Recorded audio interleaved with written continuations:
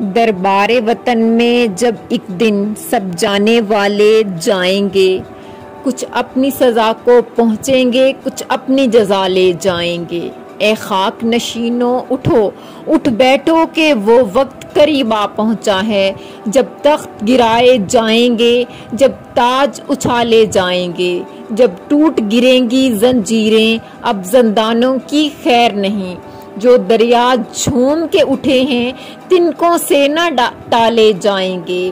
کٹتے بھی چلو، بڑھتے بھی چلو، بازو بھی بہت ہیں، سر بھی بہت، چلتے بھی چلو کہ اب ڈیرے منزل پہ ہی ڈالے جائیں گے۔ اے ظلم کے ماتوں لب کھولو، چپ رہنے والوں چپ کب تک؟ کچھ حشر تو ان سے بڑھ اٹھے گا، کچھ دور تو نالے جائیں گے۔